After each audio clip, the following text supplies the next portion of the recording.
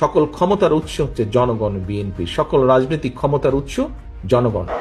সকল ক্ষমতার উৎস জনগণ। জনগণকে খুশি রাখার জন্য, জনগণকে খুশি রাখার জন্য সকল ক্ষমতার উৎস জনগণ। এই কথা শুনলে গায়ে জ্বালা ধরে মোমেনের, কারণ সকল ক্ষমতার উৎস জনগণ নয়, সকল ক্ষমতার উৎস আল্লাহ পাক।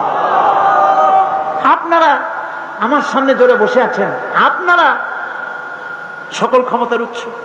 আশ্চর্য কথা, এই মুহূর্তে যদি আপনারা শোনেন যে 4-5 জন লোক চোখ বুঝিয়া পূর্ব দিক থেকে মায়ের আরম্ভ করেছে, অথবা একটা সাপ ঢুকেছে পূর্ব দিক থেকে এই মাহফিলের মধ্যে, শোনা মাত্রই এই সকল ক্ষমতার উৎসরা সমানে দৌড় মারবেন। অন্তত হালি শহর পর্যন্ত দৌড়ায় গিয়ে বলবেন, ভাইরা আমরা দৌড়াই কেন? এই হলো সকল ক্ষমতার উৎস। এইখানে যদি 1000-5 বল্লা, ভীমরুল, ভাউয়া ব্যাং যদি ছাড়িয়ে দেওয়া হয় মাহফিলের মধ্যে, এই সকল ক্ষমতার উৎস দৌড়ে কুল পাবে না কোন দিককে যাবে, ঠিক কিনা করে?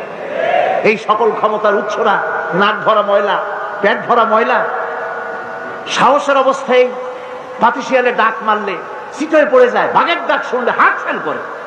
এগুলো সকল ক্ষমতার উৎস। নাউযুবিল্লাহি মিন যালিক। এই কথা বলা শিরক, এ কথা বিশ্বাস করা কবিরা গুনাহ, হারাম। যেহেতু আল্লাহ পাক পরিষ্কার করে বলেছেন, আন্নাল কুওয়াতা লিল্লাহি জামিআ, সকল ক্ষমতার উৎস কেবলমাত্র কে? চিল্লায় বলেন, হাত উঁচু করে বলেন, সকল ক্ষমতার উৎস কেবলমাত্র আল্লাহ সুবহানাহু ওয়া তাআলা। সুতরাং তিনি এই পৃথিবীতে যারা 60 বছর বয়স পাইল, আখেরাতের ওই হিসাবে সেই পৃথিবীতে বাঁচত মাত্র 2 মিনিট।